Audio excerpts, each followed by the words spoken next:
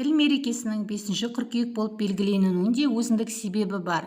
Бұл күн ұлттың сақталуына да, жоғалуына да себеп болатын нәрселердің қуаттысы тіл деп ұлағатты сөз қалдырған қазақ халқының тағдыры тілі үшін күрескен алаш арысы ұлт ұстазы Ахмет Байтұрсынұлының туған күні. Енді барша қазақстандықтар қазақ әліпбиінің негізін салған ғалымның туған күнде тіл мерекесін тойлап келе жатыр.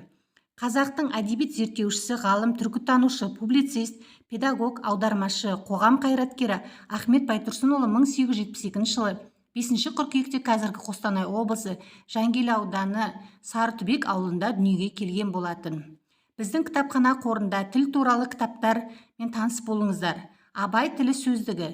Сөздік қазақтың үлкен жазба әдебиеті мен ұлттың әдеби тілінің берік негізін қалаған ұлы ақын Абай Құнанбаевтың шығармалары тілінің бүкіл сөз байлығын түгел қамтиды. Бұл кітапта Абай өмір сүрген шақтағы 19 ғасырдың екінші жартысы тұсындағы қазақтардың мәдени дәрежесі жөнінде ғана нақты түсінік беріп қоймайды. Қазақ әдебиеті тілін дамытудағы, оны бірыңғай ізге түсіріп қалыптастырудағы Абайдың рөлін көрсетеді. Кітапта Ахмет Байтұрсынұлының әр жылдардағы түзетіліп, өңделіп, толықтырылып отырған тіл құралы атты тіл танытқыш кітаптары, әдеби танытқыш қазақ тілі қатысты жарық көрген мақалалары, мұрағаттан табылған құжаттар, пікірлер енгізіліп отыр. Мемлекеттік тіл ұлттың бірегейлік негізі. Бұл еңбекте Қазақстан Республикасының тәуелсіздік алғаны 20 жыл толуына орай шығарылған.